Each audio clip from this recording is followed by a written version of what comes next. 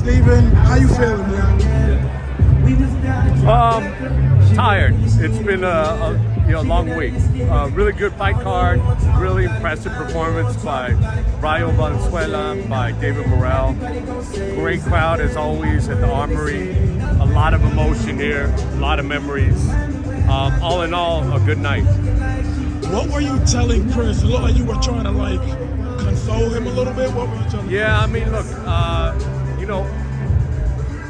I know Chris has been through a lot, and so I just said, look, keep your head up, don't be ashamed. Happens to, a lot of fighters. It was a scary knockout. And just let him know, hey, keep your head up. I loved him, wants to come back, we're here. He fought hard. He obviously wants a rematch, but we'll see what happens. Does a rematch make sense in your opinion, or? Well, maybe in time. Like it doesn't have to be an immediate rematch. I know they got different opinions on who won the first fight. I mean, we know officially who won. I know Rayo probably doesn't see the need for it. This was pretty definitive. But more than anything, look, these guys risk a lot when they go in there. And what happened to Chris can happen to any fighter who goes in the ring. So I never want to feel a fighter, never want a fighter to feel like, embarrassed, ashamed. That's part of the sport. It happens. It happens to some of the best fighters in the history of the sport. And just in your opinion, because that might have been KO of the year, might have been, but do you think that Rayo probably put himself in the mix to get that tank shot? I'd had some discussions and thought about it before, and the only way Rayo could be in the conversation was something really impressive. And he came out here and did beyond anyone's expectations. He looked like a different fighter from the first fight. He came out the same way, but he sustained it. He was varying his punches. His defense was sharp, and he closed the show. So that was an impressive performance. And, honestly, yeah, I think that puts him in the conversation. David Morrell is 25. He only has 10 fights, but this dude is a monster. Do you think he's ready for the monster, David Benavidez? He's certainly ready for somebody at the top of the division. I think there's several good fights for him. But, now I don't think there's anything left for him but to go to the top of the division, whether it's David or Caleb Plant or Jamal Charlo or any of a number of guys. He's ready for a top 10 guy in the division for sure. Is it difficult to get him that kind of fight though? No, not necessarily. Look, you've heard David.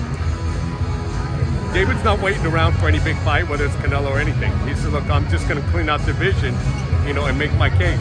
So, the reality is everyone knows we're in a different era. We've talked about it. What happened this year had very little to do with what Showtime boxing was going to do in the future. There's a recognition within the sport in order to compete and get the kind of audiences the sport deserves. We got to do the biggest fights possible. So that's what's going to happen. And, there's not room for, saying this guy or that guy or, I'm not ready or, let's let it marinate. If there's a big fight, time to make it. I'm going to put you on the spot a little bit, but you've seen probably 500 fights. Is there one particular fight you can remember where you were just like, damn, that was a really good fight, man? Like one of your personal favorites on the last Showtime? Well, look, I don't know if you're limiting to Showtime boxing. I mean, as a fan, as a fan, some of my favorite fights were the Pereira-Morales fights. Now if we're limiting it to Showtime fights, obviously the obvious pick, you got to go Corrales-Castillo. You got to go some of the Tyson fights, the Holyfield fights.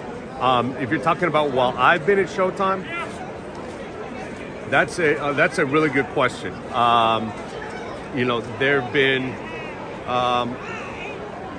There have been some really, really fantastic fights. I haven't actually sat down and ranked. I saw Dan Rayfield's list. I saw Cliff Rhodes list of that is in terms of one that sticks out in my head. Something that made you jump out of your seat, like. Well, wow. I'll tell you one of the best atmospheres had to be Joshua Klitschko at Wembley Stadium. 90,000 people, a back and forth fight. It was electric. Great crowd, great atmosphere, great fight. Heavyweight fight. That's it. I would say similar Wilder Fury 1. With that atmosphere and the way it came out and that ending and the electricity. And I think one of the guys said it in the Ring Magazine article. It changed the trajectory of the entire heavyweight division. That set off a whole chain of events that brought us to here. So that was a momentous fight. It impacted history, and it was an incredible atmosphere. Is there any I would also we can sit here. The more I think about it, for sure. Frampton, Santa Cruz was another the great first one. or the second one? I'd say probably I think both of them. I think the first one is one that I liked a little bit more, just because by the time the second one, you knew what it was going to be. But we came into the first one thinking it was going to be all action, and it was all of that and then more. Yeah, for sure. Do you have really hard, but I'm going to ask you anyways, but do you have a real proud moment like this? I'm proud of all of my work, but this was my absolute maybe proudest moment. And if that's too hard to say, maybe this is a top 5 proud moments for me, because it's hard to say.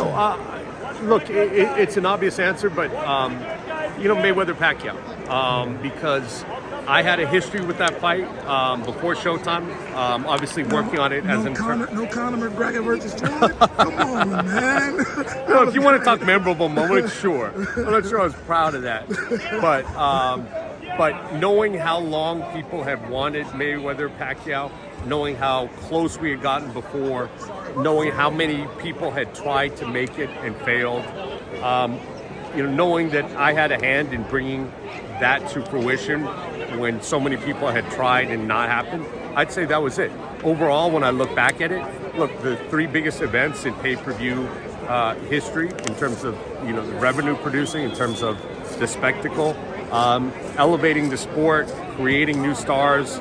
I think what I'd like to be remembered as, what I'd like people to say about Showtime boxing, and particularly my era of Showtime boxing, is that we left the sport in a better place than it was when we started. And I think that's a fair statement to say. I think that people will say that as we exit the sport right now. Gotcha. Shifting gears real quick, is it possible to give maybe not a full update, but somewhat of an update on Errol Spence? Is he planning on fully pursuing the Absolutely. 154? Yeah, absolutely.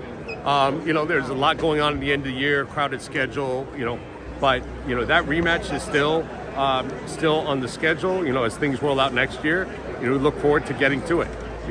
Looking forward to doing a lot more with Errol and hopefully a lot more with Terrence. There's a part of you, when you looked at that fight, and I know it's always hard to say, because sometimes I'll get backlash for it, and I'm just like, all credit to Crawford, but that didn't look like Spence, man. I think that's fair. Look, and again, it's nothing to take away from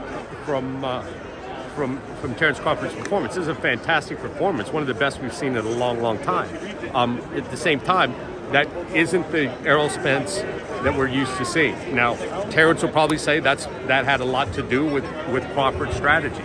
But the reality is there are a lot of people that it just didn't look like him. Maybe it was the weight, maybe it was an off night, maybe it was fantastic performance by Crawford.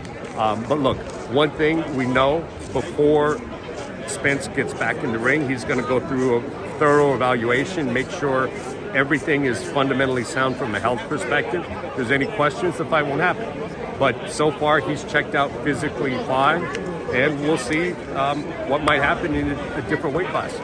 Gotcha. And just also just wanted to know, I mean, you get a lot of haters, but you also get a lot of fans that love and appreciate everything you did. It's hard to say, you want to chill with your family, but can you give them at least some type of Okay. You're funny.